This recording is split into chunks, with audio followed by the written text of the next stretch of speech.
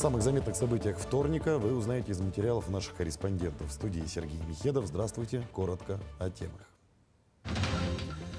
Растет число лесных пожаров. Режим чрезвычайной ситуации в лесах регионального характера введен в Якутии. Что он означает? После многолетнего простоя производственный гигант ДСК в скором времени вновь приступит к работе. Что будет производить комбинат и в каких объемах? Гордимся дважды. Стали известны результаты ЕГЭ по русскому языку и математике. В Якутии есть выпускник, набравший высший балл сразу по 2 предметам. Нешуточная борьба. Завтра в местности Усть-Хатын пройдут отборочные соревнования по конным скачкам на приз главы Якутии. Как идет подготовка? Отгремел Всероссийский фестиваль классического балета «Стерх». На сцене выступили мастера балета и ведущие солисты из разных городов России. А завершением фестиваля стала российская премьера нового этнобалета «Сияющий камень». Режим чрезвычайной ситуации в лесах регионального характера введен в Якутии. Соответствующий указ подписал глава республики Айсен Николаев. Режим ЧС регионального характера позволит нарастить силы и средства на тушение лесных пожаров, в том числе привлечь пожарных и технику из Федерального резерва. Правительству республики поручено принять меры по тушению лесных пожаров и недопущению угрозы населенным пунктам. Главам муниципальных образований рекомендовано обеспечить привлечение сил и средств для ликвидации пожаров. Обоснованием для объявления такого режима стал ввод режима ЧС муниципального характера на территориях Алекминского и Тампонского районов. И как раз для борьбы с огнем в Якутск прибыл самолет Би-200 Хабаровского авиационно-спасательного центра МЧС России. Один из самых эффективных в мире в борьбе с природными пожарами, самолет-амфибия будет применен для усиления сводной группировки. Как сообщает пресс-служба МЧС по Якутии, уникальность самолета заключается в том, что в режиме глиссирования на открытых водоемах он наполняет свои баки 12 тоннами воды и сбрасывает жидкость на очаги. Значительные преимущества воздушного судна при пожаротушении: высокой скороподъемности судна, способности сбрасывать воду как залпом, так и последовательным открытием створок водяных баков.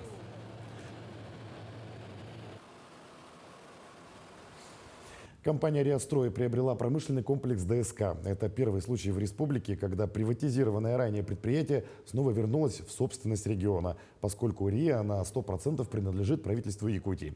Как в столице будет возрождаться производство строительных материалов, расскажет Александр Хавренко. В конце 80-х годов прошлого века в Якутске на смену привычным КПДшкам стали появляться 6- и 8-этажные дома 112 серии.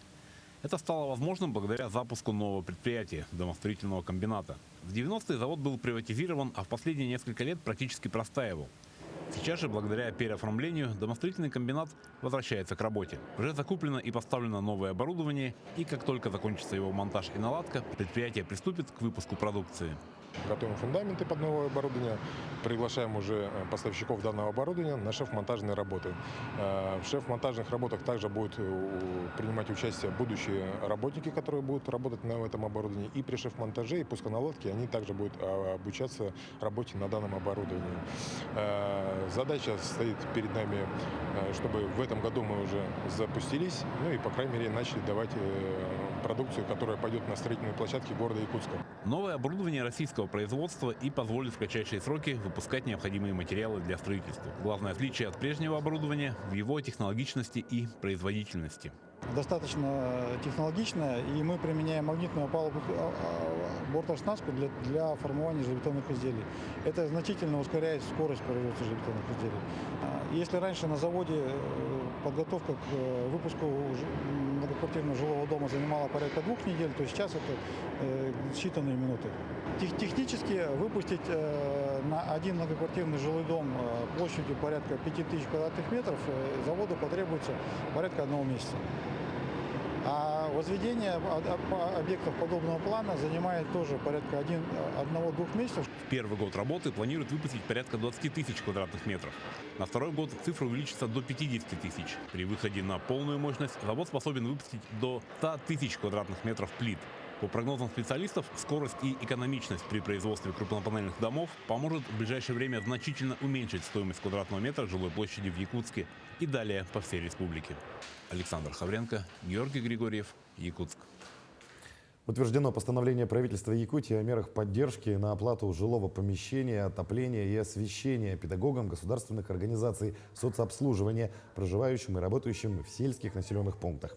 Согласно документу, мера поддержки предоставляется работникам в виде компенсации расходов на оплату жилого помещения, отопления, освещения. Сумма компенсации 1200 рублей в месяц. При этом за работниками, находящимися в отпуске по уходу за ребенком, сохраняется право на получение компенсации. Но с начала года введена дополнительная мера поддержки в виде единовременной денежной выплаты молодой семье при вступлении в брак впервые в возрасте до 25 лет включительно. 50 тысяч рублей выплачивают одному из супругов. Новая мера поддержки введена с целью укрепления семейных отношений, поддержки регистрации браков, стимулирования рождения первых и последующих детей. В Нерюнгринском районе данной мерой соцподдержки уже воспользовались 35 молодых семей. Какие должны быть условия? Возраст обоих супругов не старше 25 лет. Оба супруга должны проживать в Якутии. Регистрация брака не ранее 1 января 2024 года. У обоих супругов это первый брак. Получить выплату очень просто. За 2 минуты нужно подать заявление на региональном портале госуслуг. При этом не требуется прикладывать никаких документов. Необходимо обратиться, начиная с момента регистрации брака в течение полугода. Стали известны результаты ЕГЭ по русскому языку и математике. 10 выпускников в Якутии сдали экзамены на высший балл. Один из них стал дважды 100-бальником. Об этом в своем телеграм-канале сообщил глава республики Айсен Николаев. Так, дважды высший балл набрал выпускник физико-технического лицея имени Ларионова Дмитрий Алексеев. Он получил высший балл и по русскому языку, и по математике. «Молодец», отметил глава региона. Имена всех 100-бальников ЕГЭ по русскому и математике сейчас на ваших экранах.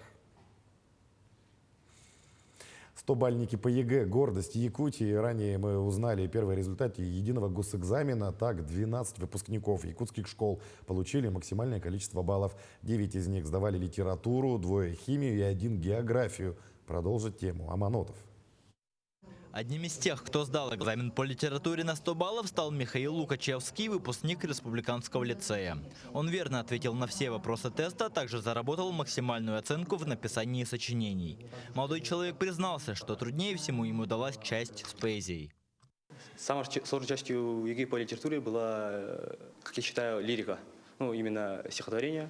Это 9 и 10 задания, то есть сопоставление лирики, анализ стихотворений. Почему там сложно? Потому что там нужно самому знать эти стихотворения, иметь некоторую базу в голове. То есть придет какое-нибудь задание, в каком стихотворении русской поэзии также используется образ природы. И тогда нужно из своей головы вспоминать. Республиканский лицей за все годы существования выпустил порядка 4000 выпускников, из которых более 40 написали ЕГЭ на 100 баллов. Михаил отметил, что неоценимый вклад в его успех внесла его учительница Зоя Колмогорова. Но надежда была, что в этом году обязательно будет 100-бальник, потому что все очень старались. В прошлом году один мой ученик не добрал 1 балла. По литературе получил 98 баллов. Поэтому в этом году очень и очень старались, и в результате вот один ученик успешно сдал. Но разнообразие заданий, во-первых. Сейчас есть очень хороший ресурс. Например, по интернету можно достать очень хорошие сведения. Раньше такого не было, когда мы учились в школе. Михаил планирует поступить в Санкт-Петербургский государственный институт кино и телевидения, чтобы в будущем связать свою жизнь с работой кинорежиссера. Будучи школьником, молодой человек уже начал постигать азы этой профессии, снимая короткометражные картины. Сейчас я снимаю один короткометражный фильм. Нам помогает парк будущих поколений. Ну, я стою в обществе платформа, творческое сообщество, которое поддерживается парком будущих поколений. И с командой мы должны снять короткометражный фильм. Уже завтра мы должны пойти в парк будущих поколений, и там уже с 11 по 15 снять фильм. Фильм, про взаимодействие человека и общества, про то, как человек может проверить систему и найти свою индивидуальность через музыку. Михаил, как и другие выпускники, написавшие экзамен на 100 баллов, получит 100 тысяч рублей. Напомним, с 2022 года в республике введена денежная выплата в размере 100 тысяч для 100-бальников по ЕГЭ и их учителей. Аманотов, Екатерина Амосова, Семен Семенов, Якут. В Якутске наградили самых талантливых и преданных своему делу учителей, воспитателей и педагогов республики. 100 награжденных стали победителями конкурсного отбора, получателей специальных премий в сфере образования Якутии. Церемонию посетила и наша съемочная группа. Даяна Федорова расскажет подробности. На торжественной церемонии собрались лучшие из лучших, которые внесли весомый вклад в развитие сферы образования. Конкурс проводится в 3-й раз. За все время своих хозяев нашли 300 премий от компании РНГ. Одной из тех, кто удостоился специальной премии, стала Анна Иванова. Вот уже 25 лет она преподает ИЗО, черчение и технологию в Сунтарской гимназии. Эту награду я получила благодаря своей семье сначала, потому что если поддерживает семья, то и работа сводится, и все уже получается. После семьи уже поддерживает коллектив нашей гимназии. И, конечно же, благодаря нашим ученикам мы добиваемся таких успехов. Престиж профессии в сфере образования растет с каждым годом. Вот уже 3-й год весомую лепту в это дело вносит целевой фонд будущих поколений Якутии совместно с компанией РНГ. 3-й год подряд компания выделяет по 10 миллионов рублей на премии 100 лучшим учителям, педагогам нашей республики. В этом году у нас было более 300 участников. Можно сказать, особенностью этого конкурса является то, что получают премии как педагоги дошкольного образования, так и школьные учителя, и также педагоги средних профессионально-образовательных организаций. Конкурс проходит при организации Министерства образования и науки Республики. Выделяются квоты для муниципальных районов и образований. За 3 года конкурсного отбора общее количество педагогических работников, принявших участие в конкурсе, составляет более 1000 человек. Даяна Федорова, Семен Семенов, Якутск. В Мирном завершился 2-й турслет для работников детских садов района. Турслет на берегу реки Бутуобуя собрал более 200 человек.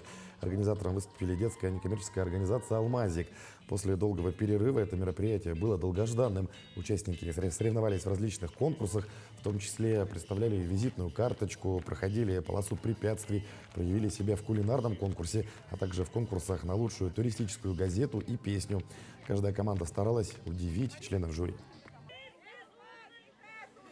АНОДО «Алмазик» проводит свой 2-й турслет.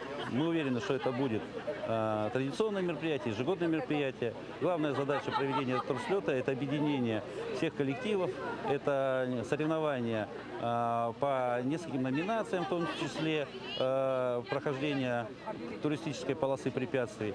Но главная задача, конечно, это объединение, это коллективы, чтобы друг с другом познакомились, еще раз объединились.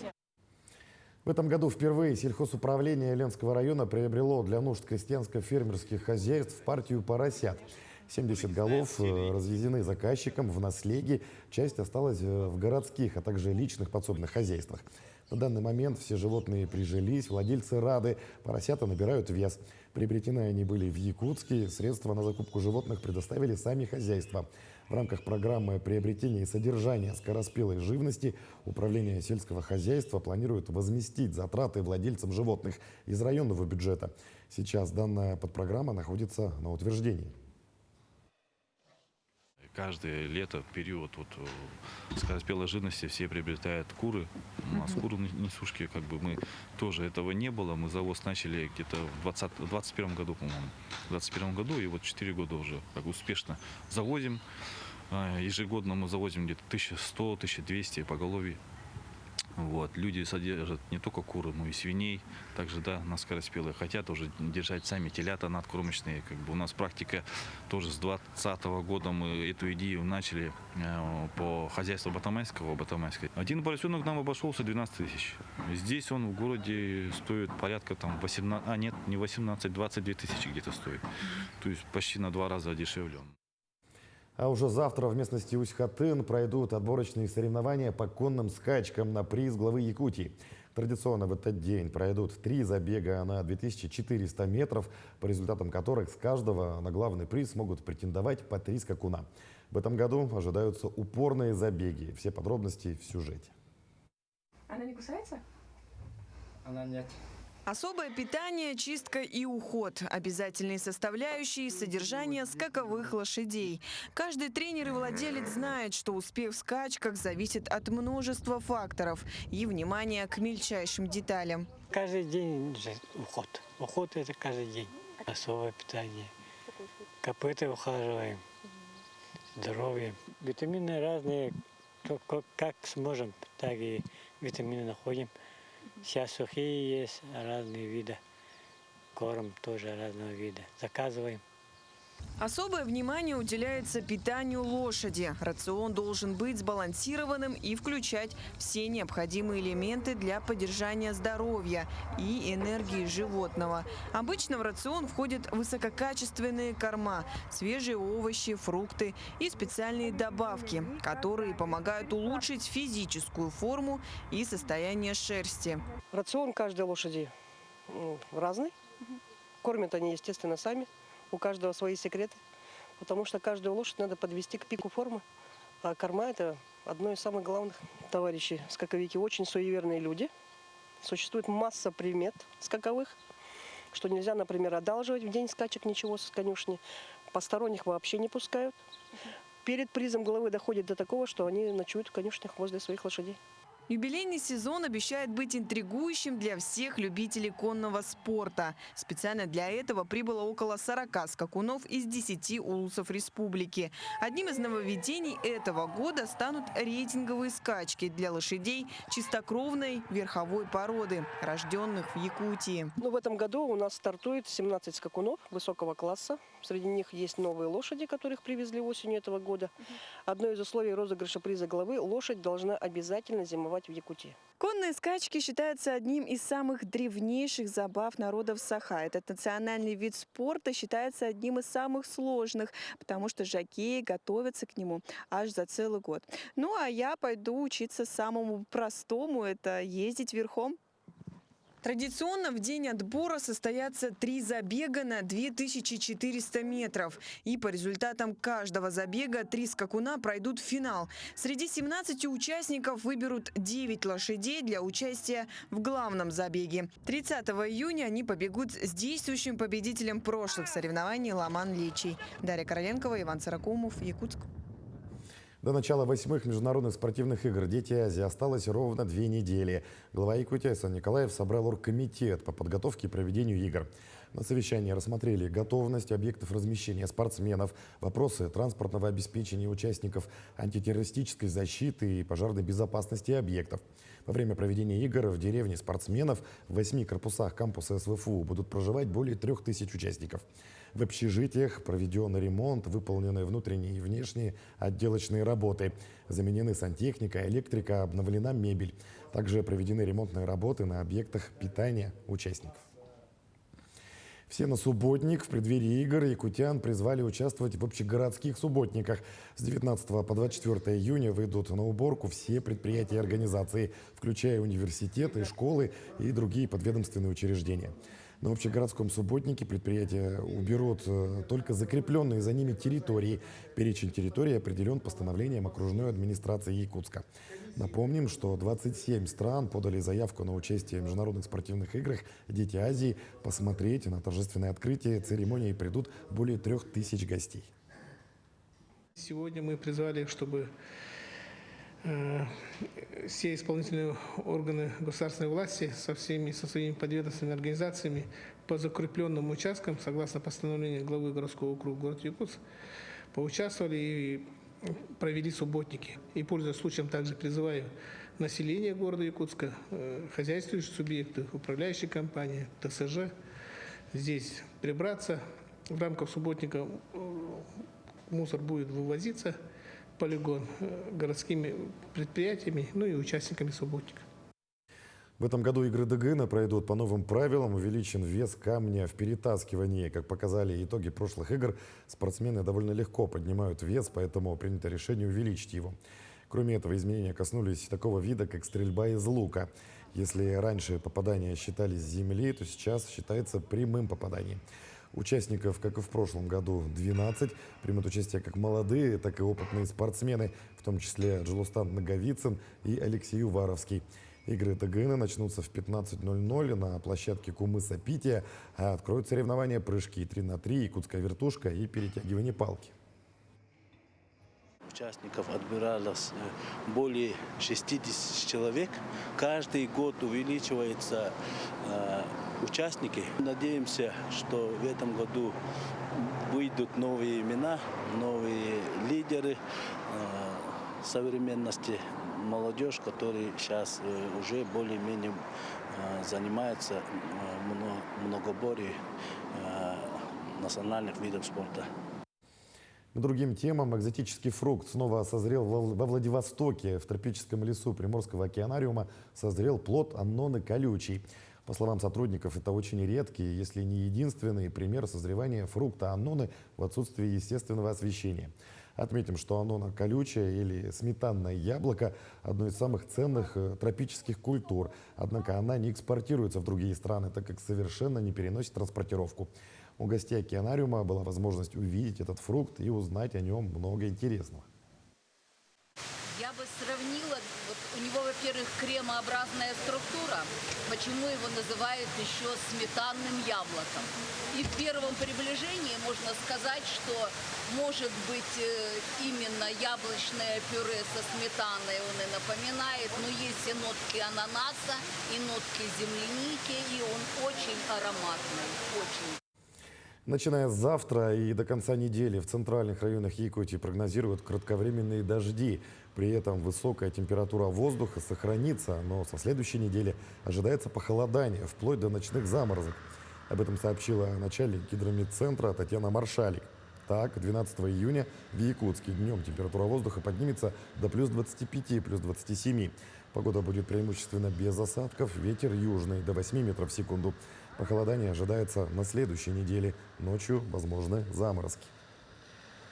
Но якутский мультфильм «Мунха» получил приз анимационного фестиваля «Мультпрактик» в Воронеже за лучший фильм для детей. Об этом анимационная студия «Тундра» сообщила на своей странице ВКонтакте. Победители получили статуэтки в виде символа фестиваля и дипломы из рук генерального продюсера анимационной студии «Воронеж» Владимира Николаева. Мы очень рады, ведь это первая и, надеемся, не последняя победа на фестивале для мультфильма «Мунха». Ура!, говорится в сообщении. А в столице республики отгремел всероссийский фестиваль классического балета «Стерх». На сцене выступили мастера балета и ведущие солисты из разных городов России. Завораживающим завершением фестиваля стала российская премьера нового этнобалета «Сияющий камень», который воплотился на большой сцене при поддержке «Алроса». Тему продолжит Дарья Короленкова.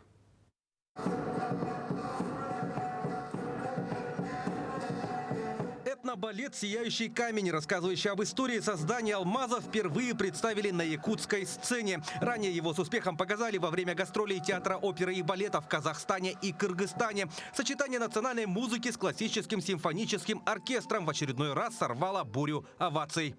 Хотелось создать вот этот синтез национального этностиля и классики.